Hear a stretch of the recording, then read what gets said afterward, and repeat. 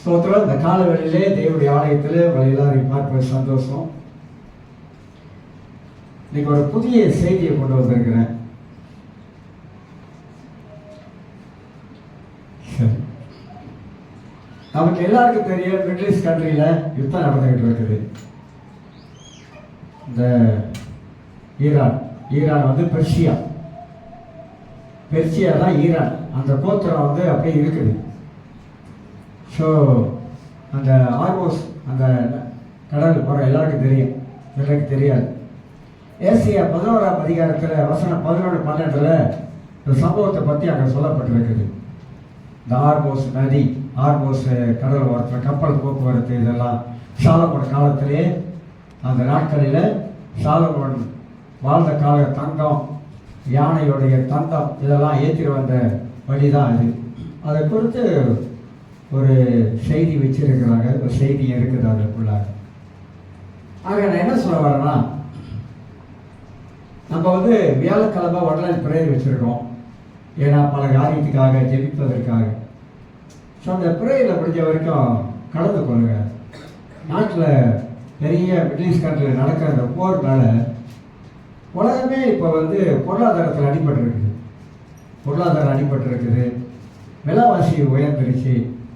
பல காரியங்கள் வந்து நமக்கு ரொம்ப கஷ்டமான ஒரு நெருக்கடியான ஒரு சூழ்நிலைக்குள்ளாக நம்ம தள்ளுது.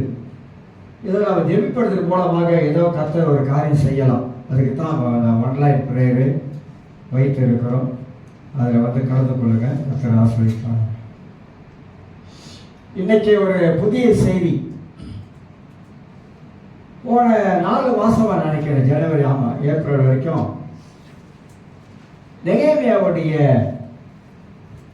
அவருடைய தரிசனத்தை குறித்து சில கோணங்களில் நான் பேசிக்கொண்டே வந்தேன். அது முடிக்கல, அது இருக்குது. அப்புறம் சபை அப்படி கொடுத்த காரியங்களை பேசினேன். சபைக்கு அடுத்த காரியங்களை பற்றி மத்தியிலே பேசிக்கொண்டே வந்தேன். இன்றைக்கு ஒரு புதிய செய்தியை நான் மத்தியிலே தொடக்க இருக்கிறேன். சங்கீதம் 1:1 எல்லாரும் எடுத்துக்கொள்வோம். எல்லாருக்கும் தெரிந்த பகை தான். சங்கீதம் 1:1. மனிதன் எப்படி ஆசீர்வாதமாக வாழ்வது, அதுதான் தலைப்பு. மனிதன் எப்படி ஆசீர்வாதமாக வாழ்வது. சங்கீதம் 1:1 எல்லாருக்கும் தெரியும். துன்மார்க்கனுடைய ஆலோசனைகள் நடவாமலும், பாவிகளுடைய வழியிலே நில்லாமலும், பரியாசக்காரன் உட்காரும் இடத்தில் உட்காராமலும், கர்த்தருடைய வேதத்தில் பிரியமாகிறது இரவும் பகலும் அவருடைய வேதத்தில் தியானமாய் இருக்கிற மனுஷன் பாக்கியவான்னு சொல்லிட்டு 6 வசனங்களை அப்படி நாம் வாசிக்கலாம். இது நம்ம ஒன்று சில காரியத்தை பிரித்து நாம் பார்க்கவிருக்கிறோம். மனிதனை எப்படி ஆசீர்வாதமா வாழ்றது, எப்படிங்க வாழ்றது? ஏன் மனித வாழ்க்கையிலே ஆசீர்வாதங்களை இழந்து மனிதன் வாழ்வதற்கு என்ன காரணம்? தாவீது அதை வாசித்திருக்கோம். தங்கீதத்துல நான் உபத்திரம் படுவதற்கு முன்பதாக வழி தப்பி நடந்தேன் அப்படின்னாரு. உபத்திரம் வரல, உபத்திரப்படுவதற்கு முன்பதாக நான் வழி தப்பி நடந்தேன். வழி தப்பி நடந்ததுனால உபத்திரம் வந்துச்சு. அதான் சொல்ல வர. அப்ப ஏன் இன்றைக்கு மனித வாழ்க்கையில ஆசீர்வாதங்கள் குறைவாய் இருக்கிறது, அல்லது ஆசீர்வாதம் இல்லாமல் வாழ்வதற்கு பல காரணங்கள் இருக்குது. பல காரணங்களை தான் நாம வேதத்தின் ஊடாக நாம இன்னைக்கு சிந்திக்க போறோம்.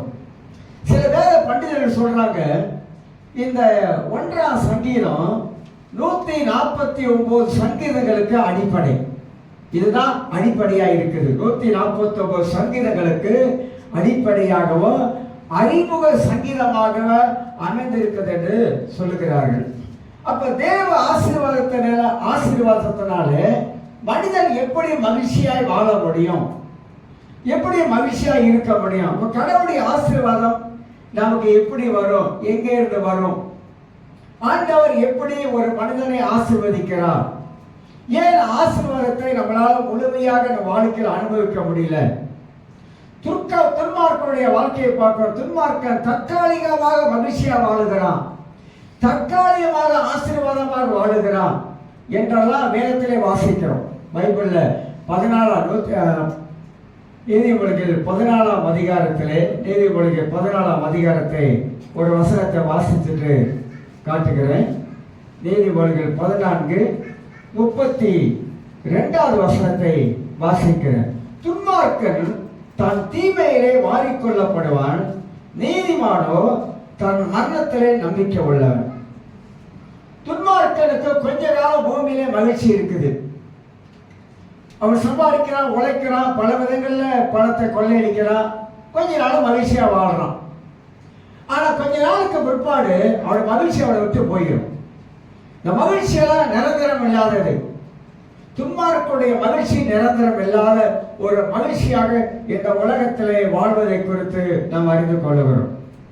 ஆனா நீதிமானாக இருக்கிற ஒரு மனிதன், கர்த்தருக்குள்ளாக வாழுகிற ஒரு மனிதன், அவனுக்குள்ளாக அந்த மகிழ்ச்சி என்றைக்குமே அது இருந்து கொண்டே இருக்கும். அந்த மகிழ்ச்சியை யாரும் பறிக்க முடியாது என்பதையும் நாம் அறிந்து கொள்ளுகிறோம். அப்ப உண்மையான மகிழ்ச்சி எது? உண்மையான மகிழ்ச்சியை நாம் எப்படி பெற்றுக்கொள்வது? பாக்கியமான நிலைமை எது? பாக்கியம் என்றால் என்ன என்பதை கிரேக்க எபிரேய வார்த்தையில 5 விதமான சொல் அர்த்தம் இருக்குது. அதுல இருந்து தான் சில காரியத்தை நான் காட்டவிருக்கிறேன். அப்ப பாக்கியமான வாழ்க்கை எங்கே உண்டாகிறது? இந்த சங்கீதம் முக்கியமான ஒரு மனித வாழ்க்கையில என்னத்தை பேசுகிறது, என்னத்தை குறித்து இந்த சங்கீதம் நமக்கு வலியுறுத்துகிறது.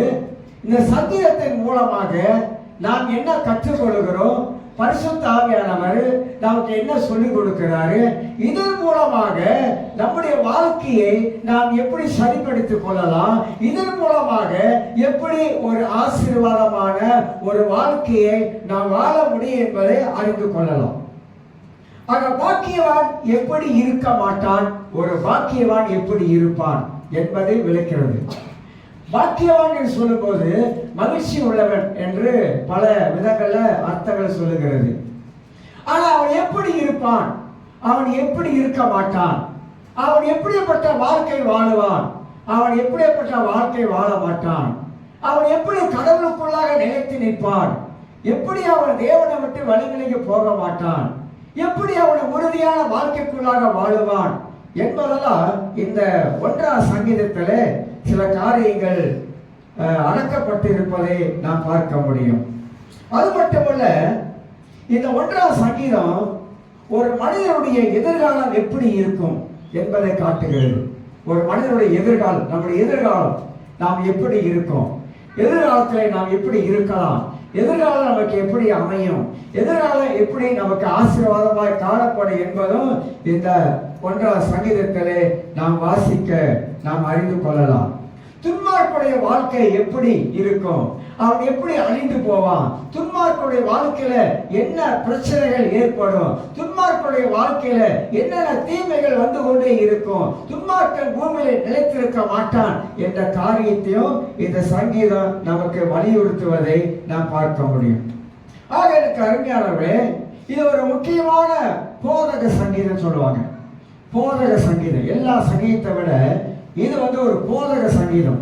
நமக்கு போதிக்கிற சங்கீதம், நமக்கு ஆலோசனை கொடுக்கிற சங்கீதம், நமக்கு அறிவுரை சொல்லுகிற ஒரு சங்கீதம்.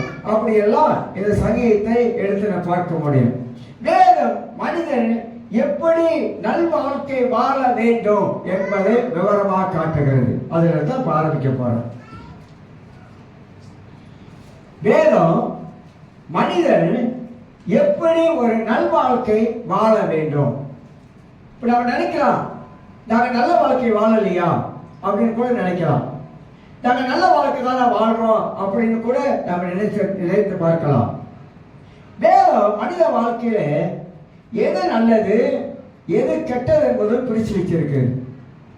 நல்லதெல்லாம் எப்படி ஆண்டவர் அமைச்சு வச்சிருக்கிறார் பைபிள்ல, கெட்டதெல்லாம் பைபிளையும் ஆண்டவர் எப்படி அமைச்சு வச்சிருக்கிறார் என்பதையும் நாம பார்க்கிறோம். ஆக இந்த 1ஆம் சங்கீதத்தை நாம் வாசித்திருக்கிறோம், பலமுறை படிச்சிருப்போம், சில காரியத்தை மட்டும் அதுல இருந்து நம்ம புரிய வச்சிருப்போம்.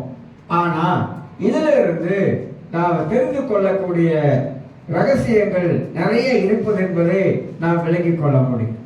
அப்ப வேதம் மனிதன் ஆசீர்வாதமாக இருக்க வேண்டும், அதுதான் வேதம் நமக்கு போதிக்கிறது. எங்க போதிக்கிறது? ஆதியாகமம் 1ஆம் அதிகாரம், ஆதியாகமம் 1ஆம் அதிகாரம் 28ஆம் வசனத்தை நான் வாசித்து காட்டுகிறேன்.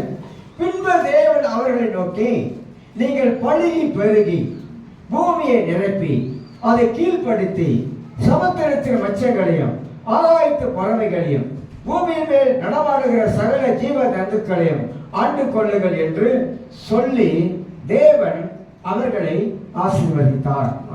தேவன் ஆதாமையும் ஏவாளையும் ஆசீர்வதித்தார். ஆசீர்வதித்து ஒரு ஏழை தோட்டத்தை அங்கே அவங்களுக்காக உண்டாக்கி, அந்த ஏழை தோட்டத்திலே இந்த 2 தம்பதிகளை கொண்டு வந்து ஏழை தோட்டத்தில் வைத்தார்.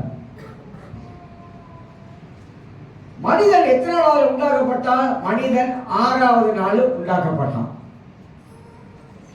ஏன் மனிதன் 6வது நாள் உண்டாக்கப்பட்டான் அப்படின்னா, மனிதனுக்கு வேண்டிய எல்லாவற்றையும் ஆண்டவர் முதல்ல படைச்சார். மனிதனுக்கு காற்று, தண்ணீர், மரம், செடி, இதெல்லாவற்றையும் அவனுக்கு வேண்டிய சகலத்தையும் கொஞ்சம் யோசிக்கணும். மனிதன் மேல ஆண்டவருக்கு எவ்வளவு அக்கறை இருக்கக்கூடும் என்றால், மனிதன் மேல ஆண்டவருக்கு எவ்வளவு ஒரு அன்பு இருக்கக்கூடும் என்றால், மனிதனை உண்டாக்குற அவர் மனிதனுக்கு வேண்டிய எல்லா ஆசீர்வாதங்களையும் மண்ணிலே வைக்கிறார். அவன் ஆசீர்வாதமாக இந்த பூமியில வாழ வேண்டும். வாழுகிற இந்த மனிதன் என்னை மட்டும் ஆராதிக்க வேண்டும், என்னை தவிர வேற யாரையும் அவனை வணங்கக்கூடாது, நான் தான் மெய்யான ஆண்டவர், நான் தான் மெய்யான கடவுள் என்பதற்காக ஆதி மனிதன் ஆதாம் ஏவாளை ஏதேன் தோட்டத்தில் வைத்து அவனுக்கு வேண்டிய சகல காரியத்தை செஞ்சு வச்சிருந்தார். ஒரு பரம பிதாவாகிய தேவன் தன் பிள்ளைகளுக்கு எதெல்லாம் தேவையோ அதையெல்லாம் குறைவில்லாமல் மண்ணிலே வச்சிருந்தார், ஏதேன் தோட்டத்தில் வச்சிருந்தார். அப்ப கொஞ்சம் ஆண்டவருடைய இருதயத்தை கொஞ்சம் நம்ம யோசிக்கணும். ஆண்டவருடைய இருதயம் எப்படிப்பட்டது, ஆண்டவருடைய மனதை எப்படிப்பட்டது, அவருடைய எண்ணங்கள் எப்படிப்பட்டது, நான் எப்படி நல்லா இருக்க வேண்டும் என்பதை அவர் விரும்புகிறாரு. நாம் இந்த உலகத்துல நாம் எப்படி ஆசீர்வாதமா இருக்க வேண்டும் என்று அவர் நினைக்கிறாரு. எப்படி அவர் சொல்றதை நம்ம கேட்கணும் அவர் எதிர்பார்க்கிறாரு. அவருடைய வழியில நம்ம எல்லாம் போக வேண்டும் என்று அவர் எப்படி எதிர்பார்க்கிறாரு. இதெல்லாம் தேவனுடைய மனதில் இருப்பதை நாம் நன்றாக அறிந்து கொள்ள முடியும் வேதத்தின் மூலமாக. அப்ப கடவுள் நல்லவர், ஆண்டவர் நல்லவர். நல்லவர் நமக்கு நல்லதையே செய்வாரு. நல்லவர் ஒரு நாள் கெடுதலை நினைக்க மாட்டாரு, கெடுதல் செய்யவும் மாட்டாரு. அப்ப நல்ல ஆண்டவரை நாம் பெற்று இருக்கிறோம். நீங்களும் நானும் நல்ல ஆண்டவரை பெற்று இருக்கிறோம், நன்மை செய்கிற ஆண்டவரை பெற்று இருக்கிறோம், ஆசீர்வதிக்கிற ஒரு ஆண்டவரை பெற்று இருக்கிறோம், நல்ல வாழ்க்கையை தந்தவரை பெற்று இருக்கிறோம். நம்முடைய வாழ்க்கைக்கு அவர் தான் தலையா இருக்கிறார், நம்ம குடும்பத்துக்கு அவர் தான் தலையா இருக்கிறாரு, நம்ம கையில் செய்கிற எல்லா காரியத்துக்கும் அவர் தான் தலையா இருக்கிறாரு. அவர் தான் நம்மளை இந்த உலகத்துல பிறப்பதற்கு அவர் தான் மூல காரணமாக இருக்கிறாரு. ஒவ்வொரு மனிதனும் உலகத்துல பிறக்கிறாங்க. ஆனா நீங்கள் உலகத்துல பிறந்து அவரை அறிந்து கொள்ளக்கூடிய கிருபையை தேவன் தான் நமக்கு தந்திருக்கிறார். அதனால்தான் எல்லாரும் சபையில ஆண்டவர் மெய்யான கடவுள் என்பதை குறித்து நம்முடைய ஆவியில உணர்த்தப்பட்டது மட்டுமல்ல, நம்முடைய உள்ளான நம்முடைய மனசு சொல்லுகிறது இயேசு தான் மெய்யான ஆண்டவர், அவரைத்தான் நம்ம பின்பற்ற வேண்டும் என்று சொல்லி நாம் எல்லாரும் ரட்சிக்கப்பட்டு தேவனுடைய ஆலயத்தில் அவரை ஆராதிக்கிறோம். நல்ல ஒரு ஆராதனை. இன்னைக்கு நல்ல பாடல், நல்ல ஆராதனை, நல்ல பாடல். ஏன் நல்ல ஆராதனை சொல்லுகிறோம், ஏன் நல்ல பாடல் சொல்லுகிறோம்? எல்லாம் கடவுளை மகிமைப்படுத்துகிற பாடல்கள். அதை படிக்கும் பொழுது நம்முடைய உள்ளங்களை தொடரக்கூடிய பாடல்கள், நம்முடைய உள்ளத்தில் கிரியை செய்யக்கூடிய பாடல்கள். அதை உணர்ந்து படிக்கும் பொழுது தேவன் எவ்வளவு இரக்கம் உள்ளவர், கிருபை உள்ளவர். மலைகள் விலகினாலும் பர்வதங்கள் நிலைபெயர்ந்தாலும் என் கிருபை உன்னை விட்டு விலகாமலும் என் உடன்படிக்கை நிலைபெயராமல் இருக்கும் என்று சேனையில் கத்த சொல்கிறான். அந்த பாட்டு தான் படிக்கிறோம். மலைகள் விலகினாலும் பர்வதங்கள் நிலைபெயர்ந்தாலும் அவர் கிருபை விலகாது, விலகவே விலகாது. அப்ப அந்த கிருபையை எண்ணி பார்க்கும்போது, பாடல் மூலமா பார்க்கும் பொழுது தேவன் எவ்வளவோ நல்லவராக நான் நல்லவனா இல்ல, நான் நல்லவனா வாழல, நான் நல்லவனா இந்த இயேசுவை ஏற்றுக்கொள்ளல, கெட்டவனா இருந்துதான் இயேசுவை ஏற்றுக்கொண்டோம். ஆனா அவர் நம் மேல் வைத்த அந்த மகா பெரிய கிருபையை நாம் எண்ணி பார்க்கும்போது நாம ஒரு சண்டி காசு கூட தகுதி இல்லாதவன். நீங்களும் நானும் ஒரு சல்லி காசு கூட தகுதி இல்லாதவங்களா இருந்தோம். ஒரு குப்பை தொட்டில் தூக்கி போட்டோம் கதை தான். அப்படிதான் இருந்தோம். இப்போ நானும் என்னுடைய இதை நான் பின்னால் திரும்பி பார்த்தோன்னா எனக்கே வெக்கமாக இருக்கும். ஏன் வெக்கமாக இருக்கேன்னா, அப்படி ஒரு வாழ்க்கை, ஒரு என்னது அறிவில்லாத வாழ்க்கை, தேவனை அறிந்து கொள்ளாத வாழ்க்கை, தேவனுடைய வழியில போகாத வாழ்க்கை, இஷ்டம் போல வாழ்க்கை, எண்ணம் போல வாழ்க்கை, இப்படிதான் வாழ்க்கை இருந்துச்சு. ஆனா அந்த வாழ்க்கையில இருந்து ஆண்டவர் அப்படியே பிரட்டி போட்டாரு பாருங்க. அப்படியே பிரட்டினாரு, அப்படியே தூக்கி எடுத்தாரு. அதை நம்ம நினைச்சு பார்க்கும் போது அந்த அந்த அந்த கிருபையை நம்ம நினைக்கும் பொழுது நம்மளால உண்மையிலே ஆண்டவரே எங்கேயோ கிடந்த எப்படியோ வாழ்ந்த என்ன இந்த அளவுக்கு மாற்றி கொண்டாந்து இருக்காருன்னா அவர் தான் கடவுள், அவர் தான் ஆண்டவர், அவர் தான் நமக்குள்ள வாழ்றவருங்க, அவர் தான் நமக்குள்ள ஜீவிக்கிறவருங்க. அப்ப இந்த ஒரு நல்ல வாழ்க்கையை கர்த்தர் கொடுத்திருக்கிறாரு இந்த உலகத்துல வாழ்றதுக்கு. அப்ப ஏன் மனிதன் இந்த நல்ல வாழ்க்கையை வாழ விடாதபடி இருப்பதற்கு என்ன காரணம்? ஏன் மனிதன் ஆசீர்வாதங்கள் இல்லாமல் வாழ்வதற்கு என்ன காரணங்கள் என்பதை பைபிள்ல இருந்து கொஞ்சம் காரியத்தை நம்ம முன்னுரையா தான் பார்க்க போறோம். முன்னுரையா சில காரியத்தெல்லாம் சிந்திக்க போகிறோம். உபாகமம் 30ஆம் அதிகாரத்தை டிட்டோனமி உபாகமம் 30ஆம் அதிகாரத்திலிருந்து சில காரியத்தை நாம் எடுத்து காட்டுகிறேன். நாம் சிந்திப்பதற்காக, என் வாழ்க்கையை நான் யோசிப்பதற்காக, என்னுடைய குடும்பத்தை யோசிப்பதற்காக, என்னுடைய ஜீவத்தை நான் யோசிப்பதற்காக ஆண்டவர் வேதாகமத்துல என்ன காரியங்களை தெளிவாக எழுதி வைத்திருக்கிறார். இந்த தெளிவாக எழுதப்பட்ட இந்த வார்த்தைகளை நான் சிந்திக்கும் பொழுது நான் என்ன உணர்வடைகிறேன், இதை யோசிக்கும் பொழுது என் மனதுக்குள்ளாக என்ன தோணுகிறது, நான் எங்கே இருக்கிறேன், நான் எங்கே இருந்து கொண்டு இருக்கிறேன், நான் எந்த இடத்துல இருந்து கொண்டு இருக்கிறேன், நான் எப்படிப்பட்ட ஒரு வாழ்க்கை வாழ்ந்து கொண்டு இருக்கிறேன், ஒரு சரியான வாழ்க்கை தான் வாழுகிறேனா, ஒரு ஆசீர்வாதமான வாழ்க்கை தான் வாழுகிறேனா என்பதை யோசித்து பார்ப்பதற்காகத்தான் இந்த வசனங்களை எல்லாம் நாம் எடுத்து பைபிள் இருந்து காட்டக்கூடியவர்களாக காணப்படுகிறோம். 30ஆம் அதிகாரத்துல 1ஆம் வசனத்தை நான் வாசிக்கிறேன். நான் உனக்கு முன்பாக வைத்த ஆசீர்வாதமும் சாபமும் ஆகிய இந்த காரியங்கள் எல்லாம் உன் மேல் வரும்போது நீ உன் தேவனாக கர்த்தரால் துரத்தி விடப்பட்டு எல்லா ஜாதிகளிடத்திலும் போயிருக்கும் போது, எல்லா ஜாதியிடத்திலும் போயிருக்கும் போது நீ உன் இருதயத்திலே சிந்தனை செய்து. இஸ்ரவேல் மக்கள் சொல்றாரு, நான் உனக்கு முன்பதாக வைத்திருக்கிற ஆசீர்வாத சாபத்தை நீ கொஞ்சம் எண்ணி பாரு. நீ எனக்கு விரோதமாக காரியங்களை செஞ்சீனாக்கா அது உனக்கு எப்படியாக அமையும் என்பதை நீ விலகிக் கொள்ளணும் அப்படின்னு இஸ்ரவேல் மக்களுக்கு சொல்றார். 2ஆம் வசனத்தை வாசிக்கிறேன். உன் தேவனாக கர்த்தரிடத்துக்கே திரும்பி இன்று நான் உனக்கு கற்பிக்கிறபடியெல்லாம் நீயும் உன் பிள்ளைகளும் உங்கள் முழு இருதயத்தோடும் உங்கள் முழு ஆத்மாவோடும் அவருடைய சத்தத்துக்கு செவி கொடுத்தால். நான் வாசிக்கிற வசனத்தை கொஞ்சம் கவனமா நீங்க கேட்டு பார்த்தீங்கன்னா உங்களுக்கு புரியும். அவர் என்ன சொல்றாருனாக்கா, அவருடைய சத்தத்துக்கு நீ செவி கொடுத்தால் அப்படின்னு. செவி கொடுத்தால் அப்படின்னா செவி கொடுக்காமல் போனால் என்ன நடக்கும், செவி கொடுத்தால் என்ன நடக்கும், காது கொடுத்து நீ கேட்டு வாழ்ந்தினா உன் வாழ்க்கை எப்படி இருக்கும்? இல்ல நீங்க என்ன சொல்றது நான் என்ன கேட்கறது அப்படின்னு சொன்னாக்கா உன் வாழ்க்கை எப்படி இருக்கும் அப்படின்னு ஆண்டவரே சொல்றார்.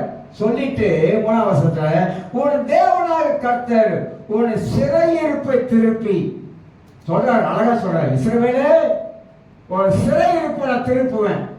உன் சிறையிருப்பு உன் வாழ்க்கை திருப்பப்பட வேண்டும் என்றால் உனக்கு இறங்கி உன் தேவனாக கர்த்தர் உன் சிதறடிக்கப்படுகிற எல்லா ஜனங்களிடத்திலும் இருக்கிற உன்னை திரும்ப சேர்த்துக் கொள்வார் அப்படின்றார். பாருங்க, சேர்த்துக் கொள்வேன்.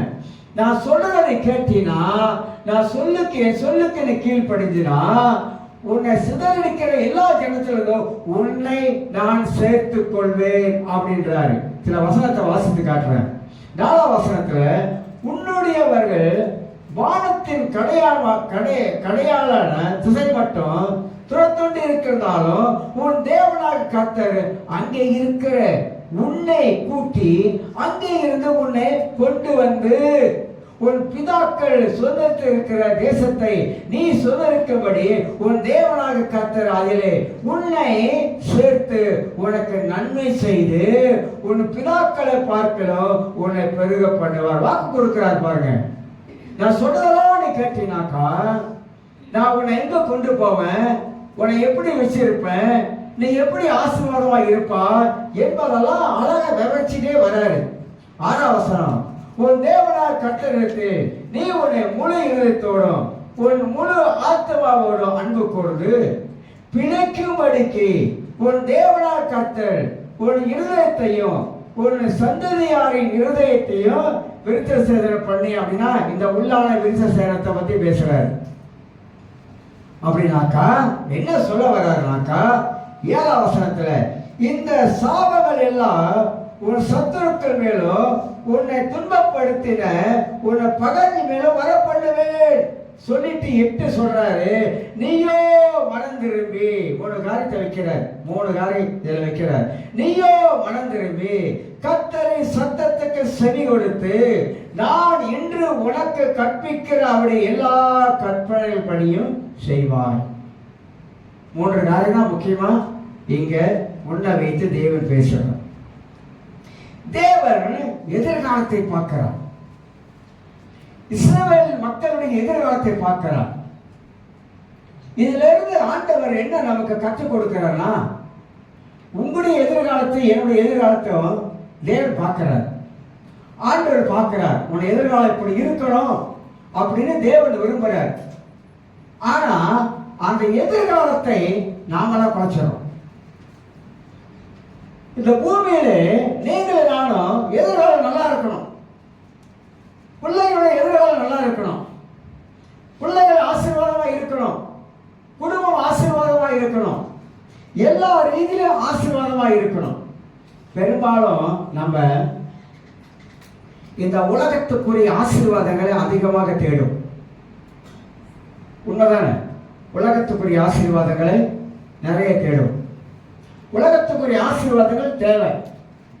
என்ன ஆசீர்வாதம் தேவை? உலகத்துக்குரிய ஆசீர்வாதங்கள் என்ன இருக்குது? வீடு தேவை, கார் தேவை, இதெல்லாம் நமக்கு தேவையானது. இதெல்லாம் உலகத்துக்குரிய ஆசீர்வாதங்கள் நமக்கு ஆண்டவர் கொடுத்திருக்காரு. ஆனா ஒரு காரியத்தை நம்முடைய ஜனங்க விட்டுட்டாங்க. ஒரு காரியத்தை கோட்டை விட்டுட்டாங்க. எந்த காரியம் கோட்டை விட்டாங்க தெரியுங்களா? ஆவிக்குரிய ஆசீர்வாதங்களை இழந்துட்டாங்க. உலக பிரகாரமான ஆசீர்வாதங்கள் அதைத்தான் முக்கியமா நாங்க தேடுறாங்க ஒழிய, ஆனா உங்களுக்கு எனக்கு மிக மிக முக்கியமானது ஒரு ஆவிக்குரிய ஆசீர்வாதத்தை கர்த்தர் வைத்திருக்கிறார். அந்த ஆவிக்குரிய ஆசீர்வாதத்தை நீங்களும் நானும் அதிகமாக இந்த உலகத்தில் இருக்கிற ஆசீர்வாதங்களை விட அந்த ஆசீர்வாதம் மேலான ஆசீர்வாதம். அதுதான் எதிர்காலத்தை நிர்ணயிக்கிற ஆசீர்வாதம். நாம் எதிர்காலத்தில் எப்படி இருக்க போறோம்? ஒருத்தன் படிக்கிறான், என்னத்துல படிக்கிற அப்படின்னு கேட்டா ஏதோ படிக்கிறேன் அப்படின்னா, ஏதோ படிக்கிறியா? என்னப்பா படிக்கிற? ஏதோ படிக்கிறேன், எங்க அப்பா படிக்க வைக்கிறாங்க, எங்க அம்மா படிக்க வைக்கிறாங்க, அதனால படிச்சுக்கிட்டு இருக்கிறேன். என்னத்துக்கு படிக்கிறேன் அதான் தெரியல அப்படின்னா எப்படி? என்னத்துக்கு படிக்கிற அதான் தெரியல. சரி, எஸ்பிஎம் பாஸ் பண்ணிட்டேன், அடுத்து இன்னொரு ஸ்டெப் போக போறேன். என்னவா படிக்க போறேன்? யோசனை பண்ணிக்கிட்டே இருக்கிறேன். என்ன படிக்கலாம் எனக்கு புரிய மாட்டேங்குது. என்ன யோசிக்கிறது? என்ன படிக்கலாம்? இது படிக்கலாமா, அது படிக்கலாமா, அப்படி படிக்கலாமா, இது படிக்கலாமா, எதை படிக்கலாம்னு எனக்கு புரியலையே. அப்போனா உன் எதிர்காலத்தை நீ சரியா நிர்ணயிக்கலன்னா, ஒரு 4 பேர் படிச்ச ஆளுகிட்ட போயிட்டு இத இப்போ உள்ள சூழ்நிலைக்கு என்ன படிச்சா நமக்கு நல்லதுன்னு கேட்கிறோமா? சொல்லுங்க. படிக்கிற பிள்ளைங்க கேட்கிறேன். படிச்சுட்டீங்க, அடுத்த ஒரு ஃபெதர் ஸ்டடிக்கு போக போறீங்க. இப்போ போயிட்டு ஒரு நல்ல படிச்சவங்க நிறைய பேர் இருக்கிறாங்க, கிறிஸ்தவங்களே இருக்கிறாங்க. அவங்ககிட்ட போய் ஒரு ஐடியா கேட்போம், ஒரு ஆலோசனை கேட்போம். அடுத்தது நாங்கள் படிக்கிறதுக்கு எது படித்தா அது சூட்டபுளாக இருக்கும், அது ஆசீர்வாதமாக இருக்கும் என் வாழ்க்கைக்குன்னு கேட்குறோமா? கேட்க மாட்டோம்.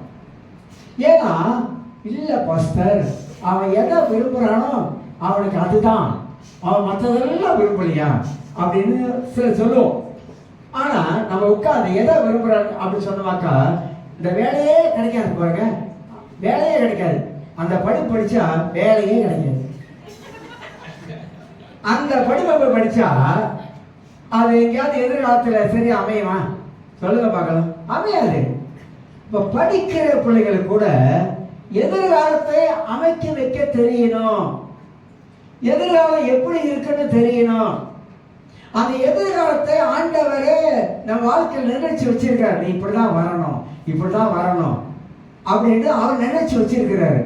அதுக்கு தகுந்த மாதிரி அந்த எதிர்காலத்தை நம்ம அமைக்காவிட்டால், நான் சொல்றேங்க, வாழ்க்கை இருக்க அது கண்ணாடி போல,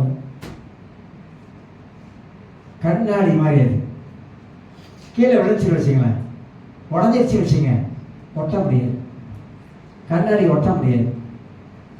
வாழ்க்கை அவ்வளவு முக்கியமானது, வாழ்க்கை அவ்வளவு கவனமானது, வாழ்க்கை மனிதனுக்கு அவ்வளவு ஆசீர்வாதமானது. அந்த ஆசீர்வாதமான வாழ்க்கையை தான் மனிதனுக்கு ஆண்டவர் கொடுத்திருக்கிறார். ஆனா மனிதன் தன் வாழ்க்கையில கொஞ்சம் அவன் கவனத்தை திருப்பி திசை மாறும் பொழுது வாழ்க்கையில பலவிதமான போராட்டங்கள் வர ஆரம்பிக்குது. வாழ்க்கை என்பது ஒரு பாடம். வாழ்க்கையில நிறைய பாடங்களை படிக்கிறோம், நிறைய பாடங்களை கற்றுக்கொள்ளுகிறோம், ஒவ்வொன்றா கற்றுக்கொள்ளுகிறோம். பிள்ளைகளை பெற்றெடுக்கிறோம், பிள்ளைகளை வளர்க்கிறோம். பிள்ளைகளாக இருக்கும் பொழுதே பிள்ளைக்கு சொல்லிக் கொடுக்கணும். பிள்ளையா இருக்கும் பொழுது பிள்ளைக்கு சொல்லிக் கொடுக்கணும். செவத்துல கிறுக்காத அப்படின்னு சொல்லணும், பிள்ளைக்கு சொல்லணும். கிறுக்கிறானா ஒரு ரோத்தார் எடுத்து கை அடிக்கணும். ஏன் கையில் அடிக்கணும்? கிறுக்க கூடாது அப்படின்னு அடிச்சிங்கன்னா அவனுக்கு தெரியும், ஓ கிறுக்கணும் தப்பு, செவத்துல கிறுக்க கூடாது, அதனால தான் நம்ம அடிக்கிறாங்க. அடிச்சுட்டு எந்த பெற்றோராது அந்த பிள்ளைகிட்ட உட்கார வச்சு, ஏன் அம்மா அடிச்சது தெரியுமா, ஏன் அப்பா அடிச்சது தெரியுமா, அந்த செவத்துல கிறுக்க கூடாது, அது அசிங்கமாயின்னு சொல்லி கொடுத்தோமா? இல்லையே. கிறுக்குடா, கிறுக்கு. பையன் கிறுக்குவான், அம்மா போய் அடிப்பாங்க. அப்பா வந்து சொல்லுவாரு, ஏன் அவன் அடிக்கிற, அவன் கிறுக்குவான், சின்ன பையன், அவனுக்கு என்ன தெரியும், அவன் கிறுக்குவான், கிறுக்கிட்டு போடு. அவன் சின்ன பையன், அவனுக்கு என்ன தெரியும், அவன் கிறுக்கட்டும். அப்புறம் வீட்டுல சாட்டை அடிக்கணும் திருப்பியும். அப்படின்னா வீட்டுக்கு யாரும் வந்தாங்க எல்லாம் கிறுக்கி கிடக்கும். நான் நல்லது சொல்றேன், பிள்ளைகளை பிள்ளையா இருக்கும் பொழுது நீங்க கரெக்டா கொண்டு வந்தீங்கன்னா அவன் கரெக்டா இருப்பாங்க. நம்ம பிள்ளையா இருக்கிற நேரத்துல பேச்சு கொடுங்க. பிள்ளை இடத்துல அவன் பேசுறேன், என்ன பேசுறேன், இப்ப என்ன பேசுறேன், நீ ஒரே அரை பலாரம் கொடுக்கணும், ஒரே அரை கொடுக்கணும். என்ன பேசுறேன் இப்ப? அப்ப அவன் நினைப்பான், ஏன் அடிச்சாங்க, ஓ நான் பேசுறது சரியில்லை, இந்த பேச்சு நான் பேசக்கூடாது. இப்ப நம்ம அப்படி இல்லையே, அவன் பேசுவான், பேசுறத சிரிச்சுட்டு இருப்போம், கேட்டுக்கிட்டு பேசுறா பேசு அப்படின்ட்டு அவனை பேச விட்டு நம்ம வேடிக்கை பார்த்துட்டு பின்னால என்ன நடக்கும் தெரியுமா? நம்ம கண்டிக்காதனால, நம்ம அந்த நேரத்தில் ஓட்ட ஒரு பலாரம் ஒரு அறை கொடுக்காதனால இன்னைக்கு அவன் நாளுக்கு நாள் வளர்க்க எதை வளர்க்குறோம்? நல்லதை வளர்க்கல, கெட்டதை வளர்த்து விடுறோம். நான் ஏற்கனவே சொல்லியிருக்கேன் நினைக்கிறேன், எங்க அக்கா மகன் 9 வயசு சொல்லியிருக்கிறேன். அப்ப நான் வந்து ரட்சிக்கப்பட்டனா படல எனக்கே தெரியல, ரட்சிக்கப்படல. அப்பவே லிப்டிக் அடிச்சு உட்காந்துருச்சு, ஒட்டாவரா பலாரம். ஏன் ஆச்சுன்னா உனக்கு என்ன வயசு அப்படின்னு கேட்டேன். 9 வயசுல லிப்டிக் அடிச்சு உட்காந்துருக்கியா? அப்ப எங்க அக்காவும் கம்பெனி விட்டாங்க 2 பேரும். ஏன் அப்படி சொல்றானாக்கா, அந்த சின்னதிலேயே நம்ம சரியா நம்மளுடைய பிள்ளைகளை நம்ம கொண்டு வரலனாக்கா பெருசா ஆளாயிட்டா திருத்தவே முடியாது. என்னதான் நீங்க திருத்த நினைச்சாலும் நடக்காத காரியம் அது வந்து. அதனால தான் சொல்ற வசனமே சொல்லுகிறது, பிறம்பை கையாளாத மகன், பிறம்பை கையாளணும். பிள்ளைகளுக்கு பிறம்பு தான் சரியான வழி, அதுதான் வந்து அவங்களை திருத்தி சரியான வழியிலே கொண்டு போகும். இதை அறிந்து கொள்ளணும். அவ எதிர்காலத்தை ஆண்டவர் வைத்திருக்கிறாரு, அந்த எதிர்காலத்தை நாம தான் அமைச்சு கொள்ளணும்னு சொல்ல வரும். வாழ்க்கை ரொம்ப முக்கியங்க. ரொம்ப ரொம்ப முக்கியம். அதைத்தான் நிறைய காரியங்களை நான் பேசவிருக்கிறேன். நிறைய காரியங்கள் இருக்குது. இன்னொரு வசனத்தை வாசிக்கிறேன். அதே உபாகமம் 31ஆம் அதிகாரத்தில் 31ஆம் அதிகாரம் வசனம் 16, 17 நான் உங்களுக்கு வாசித்து காட்டுகிறேன். உபாகமம் 31ஆம் அதிகாரம் வசனம் 16, 17, 18. கர்த்தர் மோசேயை நோக்கி, நீ உன் பிதாக்களோடு படுத்துக் கொள்ள போகிறாய். இந்த ஜனங்கள் எழும்பி தாங்கள் போயிருக்கும் தேசத்தில் உள்ள அந்நிய தேவர்களை சோரமாக்கமாய் பின்பற்றி என்னை விட்டு தங்களுடனே நான் பண்ணின உடன்படிக்கை மீறுவார்கள். முடிக்க சொல்றாரு. ஜனங்க எங்க போவாங்களாம்? பிதாக்களை, அதாவது நான் மறிக்க போறேன் சொல்றாரு, நான் இறந்துருவேன். இறந்த பிற்பாடு ஜனங்கள் எழுப்பி தங்கள் போயிருக்கும் தேசத்துல அந்நிய தேவர்களை, அந்நிய ஜனங்களை பின்பற்றி போக ஆரம்பிப்பாங்க. கடவுளை, அதாவது கானானியர்கள் இருக்காங்க. எங்க கானான் தேசத்துல கானானியர்கள் இருக்காங்க, எபோசியர்கள் இருக்காங்க. 7 ஜாதி அங்க இருக்குது. போனவங்க எல்லாம் கலப்பு திருமணம் பண்றாங்க. பண்ணக்கூடாது. சில பேர் பண்ணிட்டீங்க, பரவாயில்ல, விட்டுருங்க, அது முடிஞ்ச கதை. அதை பத்தி நான் சொல்ல வரல. ஆனால் நல்லா புரிந்து கொள்ளணும், ரட்சிக்கப்பட்ட ஒரு தேவனுடைய பிள்ளை அந்நிய நுகத்துல கையை வைக்க கூடாது. நீங்க அந்நிய நுகத்துல கையை வச்சீங்கன்னாக்கா அவ்வளவுதான், எல்லாமே சரிஞ்சு கீழே விழுந்துடும். நான் எத்தனையோ பார்த்துட்டேன். எவ்வளோ பேர் ரட்சிக்கப்பட்டவங்க, அந்நிய பாஷை பேசுறவங்க, ஆவியில நிரம்பினவங்க, கீழே விழுந்து பிறட்டவங்க எல்லாத்தையும் பார்த்துட்டேன். இந்த அவங்க திருமணத்திலே அந்நிய கடவுளை அறியாதவர்கள் கல்யாணம் பண்ணதுனால வாழ்க்கையே சரிஞ்சிருச்சு, வாழ்க்கையே போச்சு. அதனால்தான் இங்க ஆண்டவர் சொல்றாரு, சொல்றாரு 15ல கர்த்தர் 17 சொல்றாரு, அந்த நாளிலே நான் அவர்கள் மேல் கோபம் கொண்டு அவர்கள் கைவிட்டு என் முகத்தை அவர்களுக்கு மறைக்கும்படிக்கு அநேக தீங்குகளும் இக்கட்டுகள் நாளிலே அவர் எங்கள் தேவன் எங்கள் நடுவிலே இராததினால் அல்லவா இந்த தீங்குகள் எங்களே தொடர்ந்தது என்பார்கள். 18 வாசிக்கிறேன். அவர்கள் வேறே தேவனிடத்தில் திரும்பி போய் செய்த சகல தீமைகளின் நிமித்தம் நான் அந்நாளிலே என் முகத்தை மறைக்கவே மறைப்பேன். நம்ம தேவன் ஒரு எரிச்சல் உள்ள தேவன். எப்படி தெரியுங்களா? அவரை விட்டுட்டு எங்கேயுமே யாருக்கிட்டையும் போகக்கூடாது. ஏன்? அதுதான் எரிச்சல் உள்ள தேவன். அவரை விட்டு மற்ற தெய்வத்திடத்தில் போகக்கூடாது. அவரை விட்டுட்டு மற்ற காரியத்துல செய்யக்கூடாது. அதுதான் அவர் அங்க சொல்ல வர்றாரு. அப்ப இந்த காரியம் எல்லாம் கடவுளுடைய வார்த்தைக்கு நான் செவி கொடுக்காமல் போகும் பொழுது இதெல்லாம் தீமையெல்லாம் நம்முடைய வாழ்க்கையில வருவதற்கு ஏதுவாக அமைகிறது. வாழ்க்கை ஆசீர்வாதமா வாழ்றது, மனிதன் ஆசீர்வாதமா இருக்கிறதா ஆண்டவர் ஆசீர்வதித்தார். ஆனா அந்த ஆசீர்வாதத்தை நம்மளால இன்னைக்கு முழுமையா பார்க்க முடியல, முழுமையா அனுபவிக்க முடியல. இன்னொரு வசனத்தை வாசிக்கிறேன். ஏசாயா 46ஆம் அதிகாரத்துல, ஏசாயா 46,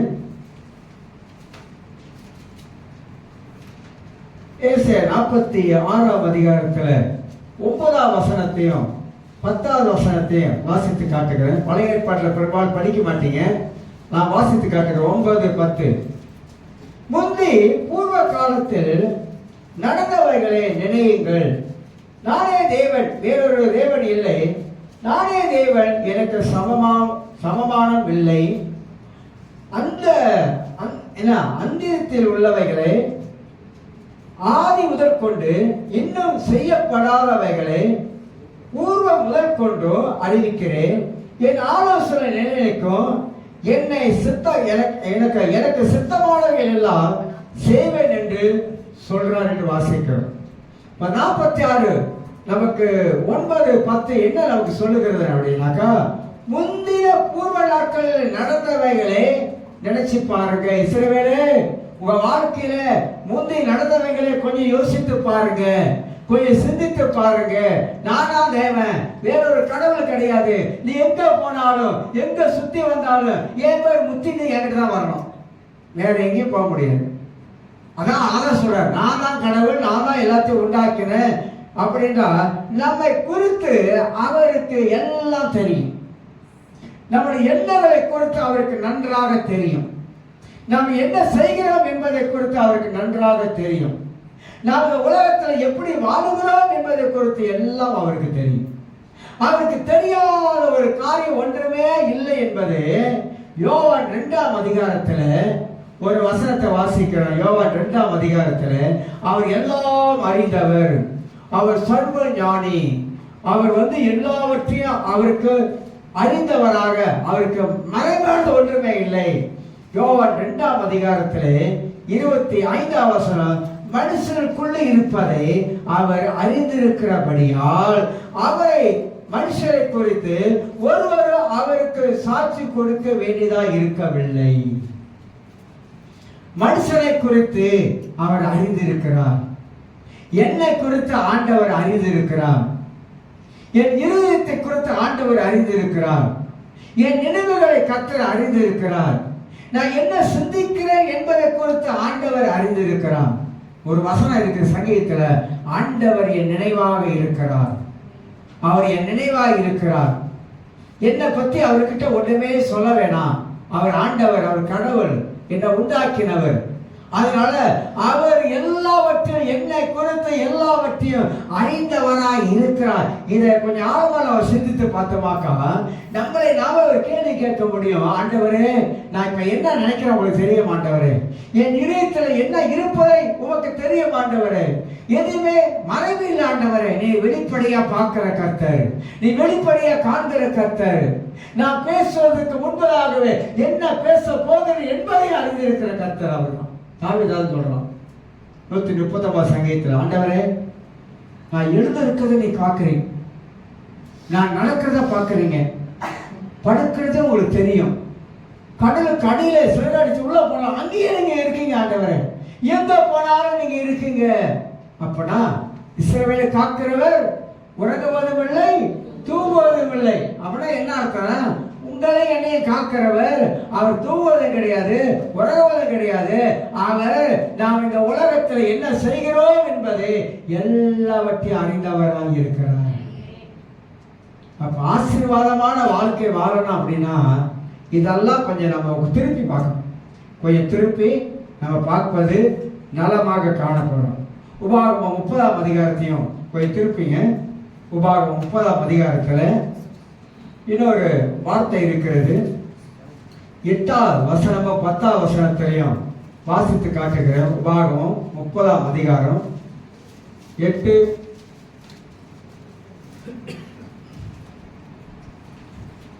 9, 10 வாசிக்கிறேன். நீயோ மனம் திரும்பி கர்த்தரின் சத்தத்துக்கு செவி கொடுத்து நான் இன்று உனக்கு கற்பிக்கிற அவருடைய எல்லா கற்பனைகளையும் செய்வாய். அப்பொழுது உனக்கு நன்மை உண்டாகியிருக்கும்படி உன் தேவனாக கர்த்தர் உன் கைகள் செய்யும் எல்லா வேலைகளையும், உன் கற்பத்தின் கனியிலும், உன் மிருக ஜீவன்களின் பலனிலும், உன் நிலத்தின் கனிகளிலும் உனக்கு பரிபூர்ணமாக உண்டாக செய்வார். உன் தேவனாக கர்த்தர் 10ஆம் வசனம், உன் தேவனாக கர்த்தருடைய சத்தத்துக்கு செவி கொடுத்து. இந்த வார்த்தை எத்தனை முறை வருது பாருங்க. உன் தேவனாக கர்த்தருடைய சத்தத்துக்கு செவி கொடுத்து இந்த நியாயப்பிரமாண புஸ்தகத்தில் எழுதியிருக்கிற அவருடைய கற்பனைகளையும் அவருடைய கட்டளைகளையும் கை கொள்ளும் போது உன் தேவனாக கர்த்தரிடத்தில் உன் முழு இருதயத்தோடும் உன் முழு ஆத்மாவோடும் நீ திரும்பும் போது கர்த்தர் உன் பிதாக்கள் மேல் சந்தோஷமாய் இருந்தது போல உன்மேலும் உனக்கு நன்மை உண்டாக திரும்பவும் சந்தோஷமாய் இருப்பார். இதுல படிக்கிறவன் இந்த வசனத்துல ஒரு உலகத்துல ரட்சிக்கப்பட்ட ஒரு மனிதன் அவன் நல்ல ஆசீர்வாதமா இருக்குன்னா இந்த 10ஆம் வசனத்தை கை கொள்ளணும். எப்படி கை கொள்ளணும்? இதை கை கொண்டா ஆசீர்வாதமாக இருப்போம். இது கை கொள்ளாதனால்தான் இன்னைக்கு ஆசீர்வாத குறைச்சல் கிறிஸ்தவர்களுக்கு நிறைய இருக்குது. என்ன சொல்றாரு? தேவனுடைய கர்த்தருடைய சத்தத்துக்கு செவி கொடுத்து. ஒண்ணு, எத்தனை பேருங்க கடவுளுடைய சத்தத்துக்கு நம்ம செவி கொடுக்கணும்? கடவுள் பேசுகிறார், பல விதங்களில் பேசுகிறார். பைபிள் படிக்கும் போது கடவுள் பேசுகிறார், ஒரு செய்தியை கேட்கும் போது கடவுள் பேசுகிறார். பல விதங்கள்ல தேவன் நம்மிடத்துல பேசுகிற தேவனாகவே இருக்கிறார். ஏன் பேசணும்? உங்களிடத்துல என்னிடத்துல ஆண்டவர் ஏன் பேசணும்? எதனால கர்த்தர் பேசுறாரு? ஆண்டவர் இருக்கிறத பேச மாட்டாரு, நம் வாழ்க்கையில இல்லாததை பேசுவார். நம் வாழ்க்கை சரியில்லைன்னா பேசுவாரு, வாழ்க்கை சரியா இருந்தா பேச மாட்டாரு. பரிசுத்தம் இருந்தா பேச மாட்டாரு, பரிசுத்தம் இல்லாவிட்டா பேசுவாரு. இதுதான். இதெல்லாம் நம்ம வாழ்க்கையில சரியா இல்லையோ அதை சரிப்படுத்தும்படியாக கர்த்தருடைய வார்த்தையோ அல்லது தேவனுடைய சத்தமோ அல்லது தேவனுடைய உணர்த்துதலோ நம் வாழ்க்கையில வந்து கொண்டே இருக்கும். ஏன் வந்து கொண்டே இருக்கு தெரியுங்களா? எதனால தெரியுங்களா? எல்லாரும் நல்லா அறியணும். நீங்க நான் நிக்கிறேன், பேசிக்கிட்டு இருக்கிறேன், திடீர்னு அப்படியே மயங்கி கீழே விழுன்னு வச்சுக்கேன். அது கூட யோசிப்பீங்க, ஏன் பாசம் எல்லாம் சொல்றீங்க? உள்ள ஒரு சொத்தம் தான், ஒரு உதாரணத்துக்கு தான். அப்படியே விழுன்னு வச்சுங்க. ஏன்னா அப்படிதான் நடக்குது இப்ப நிறையா. அப்படியே விழுந்தா என்ன நினைப்பீங்களா? ஓ, பாசம் விழுந்துட்டாரு, அவருக்கு என்ன ஒன்றும் இல்லை. என்ன ஆச்சுனாக்கா வந்தது ஒரு அட்டாக்கு, அதனால அப்படியே போயிட்டாரு. இப்ப இந்த வசனத்தின்படி அவர் சத்தத்துக்கு நான் செவி கொடுக்காமலே வாழ்ந்திருந்தான், அவர் சத்தத்துக்கு நான் கீழ்ப்படியாமலே வாழ்ந்திருந்தான், அவர் சொன்ன காரியங்களா மதிக்காமலே இருந்ததுனாக்கா இந்த மரணம் எங்களை எங்க கொண்டு போகும்? எங்களை என்ன எங்க கொண்டு போங்க? எங்க கொண்டு பரவத்துக்கா? பரவத்து கொண்டு போவோம்? பரவத்து கொண்டு போவாதுங்க, கொண்டே போவாது. யாரா இருந்தா, ஊழியக்காரா சரிதான், விசுவாசா இருந்தா, யாரா இருந்தாலும் சரிதான், பரவத்து கொண்டு போவாது. ஏன் கொண்டு போவாதுனாக்கா பைபிள் ஆண்டவர் அன்னைக்கே சொல்லிட்டாரு, அவருடைய சத்தத்துக்கு நீ செவி கொடுக்காமலே நீ வாழ்ந்திருக்க, கேட்காமலே வாழ்ந்திருக்க, மதிக்காமலே வாழ்ந்திருக்க, கீழ்படியாமலே வாழ்ந்திருக்க, உன் விருப்பம் போல வாழ்ந்திருக்க. எத்தனையோ ஒரு சொல்லியும் சத்து கணிசக்கா என்னது சுக்கோ சத்து கணிசக்கா தட்டினார். அவன் எத்தனை முறை தான் கடவுள் பேச நினைக்கிறீங்க? ஒரு முறை பேசினாலே போதுங்க. ஆண்டவர் ஒரு முறை பேசினால் போதுமானது. ஒரு முறை கர்த்தர் பேசினாலே போதுமானது. மனிதருக்கு பல முறை சொல்லிக்கிட்டே இருக்க மாட்டாரு. நான் சொல்றேன், வாழ்க்கை அப்படிங்க. வாழ்க்கை அப்படிதாங்க இன்னைக்கு இருக்குது. மனித வாழ்க்கை ஒரு ஒரு புகையை போல ஆயிடுச்சு, மேகத்தை போல ஆயிடுச்சு, அந்த மாதிரி வாழ்க்கை. அதனால தான் கடவுளுக்கு பயந்து வாழணும்னு சொல்ல வரேன். கடவுளுடைய ஆசீர்வாதத்துக்குள்ள நம்ம வாழணுமா அப்படின்னாக்கா இந்த வசனத்தெல்லாம் நம்முடைய மனதுக்குள்ள வச்சுக்கொள்ள வேணும். என்னத்தை கட்டுறோம், என்னத்தை சம்பாரிச்சோம், என்னத்தை கொண்டு போவோம்? ஒண்ணு இல்லை. பிரசங்க புத்தகத்தை வாசி பாருங்க, ரொம்ப அழகா சொல்றாரு. சூரியனு கீழே ஒன்றும் இல்லை, எல்லாம் மாயை, மனித மாயை, உலக மாயை, எல்லாம் மாயை, வாழ்ற வாழ்க்கைய மாயை, எல்லாம் மாயை, எல்லாம் மாயங்க, ஒண்ணுமே இல்லைங்க. போகும்போது ஒண்ணுமே நம்ம கொண்டு போறது கிடையாது. வாழ்ந்தோம், அவ்வளவுதான். இருக்கிற வரைக்கும் நம்ம வாழ்ந்தோம், முடிஞ்ச பிற்பாடு அவ்வளவுதான், மறைஞ்சிச்சு, பேரு மறைஞ்சிடும். கொஞ்ச நாள் போக போக அந்த பேரு மறைஞ்சிடும், முடிச்சு, அவ்வளவுதான். இதுதான் மனித வாழ்க்கை. ஆண்டவர் சொல்ற, பிரசங்கி சொல்லும் பொழுது சாலமோன் நாடி சொல்றான், இதை நினைச்சுக்கோ என்னைக்கும் மனசுல, இத மனசுல நினைச்சு நீ உலகத்துல வாழு. நிலையில்லாத உலகத்துல நிலையில்லாத மனுஷன் வாழ்ந்துகிட்டு இருக்கலாம். ஆனா நிலையான ஒரு இடம் இருக்குது, அந்த நிலையான இடத்தை மனுஷன் யோசிப்பதே இல்லை. அது நிரந்தரம், இது டெம்பரவரி. இது வாழ்க்கை குறுகின காலம், அவ்வளவுதான். வாழ்க்கை வாழ்ந்து முடிச்சு, பினிஷ், முடிச்சு போயிடும்.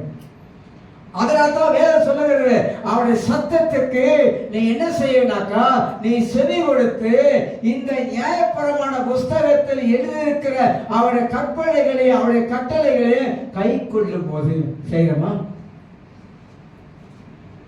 பழைய ஏற்பாடு நியாயப்பிரமாணம் தோறா, இந்த பிரமாணத்தை, இந்த பிரமாணம் என்ன எழுதியிருக்குது? பிரமாணத்தை படிக்கும் போது என்ன நமக்கு தெரியுது? புதிய ஏற்பாட்டில் பிரமாணம் என்ன நமக்கு சொல்லுது? என்ன அடிக்கடி வலியுறுத்துகிறது புதிய ஏற்பாட்டு பிரமாணம்? 1 யோவான் புத்தகத்தை வீட்டில் போய் ஃபுல்லாக வாசித்து பாருங்க. புதிய ஏற்பாட்டு பிரமாணம் என்ன போதிக்குது? பழைய ஏற்பாட்டு பிரமாணத்தை விட்டுருங்க, பல்லுக்கு பல் கண்ணுக்கு கண். புதிய ஏற்பாட்டு பிரமாணத்தை வாசித்து பாருங்க, அது என்ன நமக்கு போதிக்குது? இதுதான் வாழ்க்கையில சிந்தித்து வாழணும், வாழ்க்கையை சிந்திக்கணும், வாழ்க்கையை ஞானமாய் வாழணும். நம்ம வாழ்க்கை செழிப்பாய் இருக்கணும்னா இதெல்லாம் நம்ம ரொம்ப ரொம்ப கவனிக்க வேண்டிய அவசியமாய் இருக்குது. இன்னொரு காரியம் அதில் சொல்லப்படுது பாருங்க. உன் தேவனாகிய கை கொள்ளும் பொழுது, மூணாவது, உன் தேவனாக கர்த்தருக்கு உன் முழு இருதயத்தோடும் உன் முழு ஆத்மாவோடும் திரும்பும் போது. எப்படி திரும்பணும்? அறப்பெல்லாம் திரும்ப சொல்ல, முழு இருதயத்தோடு முழு ஆத்மாவோடு திரும்பு. அப்படிதான் திரும்ப சொல்றாரு. அறவரையெல்லாம் ஆண்டவரே திரும்ப சொல்றாரு. திரும்பும்போது கர்த்தர் உன் பிதாக்கள் மேல் சந்தோஷமா இருந்தது போல உண்மையிலோ உனக்கு நன்மை உண்டாக திரும்பவும் என்னதான் திரும்பவும் சந்தோஷமாய் இருப்பார். பைபிள் ஒரு தெளிவாக நமக்கு வாழ்க்கையில எப்படி வாழ்ந்து ஆசீர்வாதமாக இருக்கணும் என்பது ஆண்டவர் அருமையை காட்டுறாருங்க. அப்படின்னா நாம் நல்ல ஆசீர்வாதமான ஒரு வாழ்க்கை நமக்கு வாழ வேண்டும் என்றால் கர்த்தருடைய வார்த்தையில தான் ரகசியம் இருக்குது. அந்த ரகசியத்தை நம்ம கொஞ்சம் அறிந்து கொண்டால், அந்த வார்த்தையை கொஞ்சம் யோசித்து பார்த்து நம்முடைய வாழ்க்கையை அமைத்துக் கொண்டால், நிச்சயமாக சொல்ற 100% கிறிஸ்தவர்கள் ஆசீர்வாதமாக வாழ முடியும், ஆசீர்வாதமாக இருக்க முடியும். இதுதான் இந்த வசனத்தில் இருக்கிற சில காரியத்தை நாம் பார்க்கிறோம். ஆக மனிதனுடைய வாழ்க்கை வாழ்வதை காட்டுகிறது, மனிதனுடைய வாழ்க்கை முடிவை காட்டுகிறது. வாழ்கிற வாழ்க்கை எப்படி இருக்கு பூமியில, முடியக்கூடிய வாழ்க்கை எப்படி இருக்குது? சவுல் தன் ராஜ்யபாரத்தை அவன் ஆரம்பிக்கும் போது ஆரம்பம் நல்லா இருந்தது, அருமையா ஆரம்பிச்சான், நல்லா இருந்தது. கடவுளுடைய சொற்களை கேட்டு கீழ்ப்படிந்து நடக்க ஆரம்பித்தான். 2 வருஷம் அவன் வாழ்க்கையில நல்லா இருந்தது. 2 வருஷம் ஆட்சி பண்ணான், 2 வருஷம் நல்லா இருந்துச்சு. 3ஆவது வருஷம் கடவுளுடைய வார்த்தைக்கு கீழ்ப்படியாமல் போனான். தன் இஷ்டம் போல செய்ய ஆரம்பித்தான், துணிகரமா செயல்பட ஆரம்பித்தான். அதனால முடிவு என்னானது? நான் சொல்றேங்க, பைபிள் தாங்க உங்களுக்கு எனக்கு கற்றுக் கொடுக்குது, உங்களுக்கு எனக்கு கற்றுக் கொடுக்குது, வேற எதுவுமே இல்லை. பைபிள் மனிதனை வைத்து ஆண்டவர் நமக்கு கற்றுக் கொடுக்கிறார். தாவீதை வைத்து கற்றுக் கொடுக்கிறார், ஆபிரகாம் வைத்து கற்றுக் கொடுக்கிறார், யோசேப்பை வைத்து கற்றுக் கொடுக்கிறார், சவுலை வைத்து கற்றுக் கொடுக்கிறார். பழைய ஏற்பாட்டில் முற்பிதாக்களை வைத்து நமக்கு ஆண்டவர் ஆவிக்குரிய பாடத்தை கற்றுக் கொடுத்து கொண்டே வரார். புதிய ஏற்பாட்டில் அப்போஸ்தலர்கள் ஊழியத்தை வைத்து வாழ்க்கையை வைத்து நம் வாழ்க்கையில ஆண்டவர் கற்றுக் கொடுத்து கொண்டே வர்றாரு. அப்படி என்றால் ஆண்டவருடைய வார்த்தையை நம்மளை உருவாக்கி கொண்டே இருக்குது. ஒவ்வொரு நாளும் தேவனுடைய வார்த்தை உங்களை என்ன உருவாக்குது, நாம் உருவாக்கப்பட்டு கொண்டே வருகிறோம். அப்படி என்றால் என்னுடைய வாழ்க்கை, என்னுடைய முடிவு கர்த்தருடைய கையில இருந்தால் நான் எப்படிதான் இந்த உலகத்தில் வாழ்ந்துகிட்டு இருக்கேன், எப்படி வாழ, அதை நம்ம கொஞ்சம் யோசிக்க வேண்டும். ஒரு காரணம் சொல்லி முடிக்கிறேன். ஆசீர்வாதம் எப்படி வருது, சாபங்கள் எப்படி வருது? பழைய ஏற்பாடு சாபத்தை குறித்து நல்லா போடுறது, புதிய ஏற்பாட்டில் சாபத்தை பற்றி அப்படி போடல, ஆசீர்வாதத்தை பற்றி போட்டிருக்குது. புதிய ஏற்பாட்டில் வேற ஆசீர்வாதங்களே போட்டிருக்குது. சாபம் ஏன் வருது? எதனால சாபம் வருது? மரணத்துக்கு யார் வழியை திறக்கிறார் என்பதெல்லாம் இந்த உபாகம புஸ்தகத்தில் நாம நிறைய காரியங்களே அதில் பார்க்க முடியும். நமக்கு ரட்சிக்கப்பட்டவங்களுக்கு சாபம் இல்லை, உண்மைதான், சாபம் இல்லை. ஆனால் நீ பாவத்திலே நினைச்சு வாழ்ந்தா, பாவத்திலே குடிகொண்டிருந்தா, அந்த பாவம் நமக்கு எப்படியா மாறுது? இதுதான் இதை புரிஞ்சுக்கணும். நான் ஒரு பாவத்திலே நான் விட முடியாம ஒரு பாவத்திலே அப்படியே இருக்கிறேன் அப்படின்னா அந்த பாவத்தை விட்டு நீ வெளியே வரலன்னா அந்த பாவம் உன்னை கொண்டுடும். பாவத்தின் சம்பளம் மரணம். ஏன் அப்படி சொல்றாரு ஆண்டவர்? ஏன் பைபிள் அப்படி எழுதியிருக்கு? பாவத்துக்கு ஒரு சம்பளம் இருக்கு. நான் பாவத்திலிருந்து விடுதலை ஆகல, அந்த பாவத்திலேயே சிக்கொண்டு இருக்கிற, அந்த பாவத்தையே செய்து கொண்டே இருக்கிறேன் அப்படின்னாக்கா அதுக்கு விளக்கறையே இருக்குது. அதுக்கு நம்ம விளக்கறையை கொடுத்தோம். ஆனா அந்த பாவத்தை விட்டு வெளியே வந்தா தேவனுடைய கிருபை ரெடியா இருக்குது, காத்துக்கிட்டு இருக்கு ரெடியா. கடவுளுடைய கிருபை, அவ கிருபை வேணுமா, அந்த பாவத்துல உண்டான மரணம் வேணுமா? இது ரெண்டு தான் ஆண்டவர் பிரிச்சு வச்சிருக்கிறாரு. ஆனா வசனம் அழகா சொல்லுகிறது, தேவனுடைய கிருபை வரவோ கர்த்தராகிய இயேசு கிறிஸ்துவின் உண்டான நித்திய ஜீவன். அதான் ரெண்டா பிரிக்குது. அப்ப தேவ கிருபை நம்ம நித்திய ஜீவனை கொண்டு போகுது.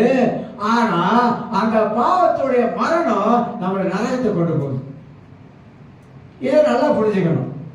ஆகினால எனக்கு அருமையானவர்களே, மனிதன் இதை முன்னோரையை தான் பேசுறேன், நான் ஒன்றும் பாயிண்ட்டுக்கு வரல.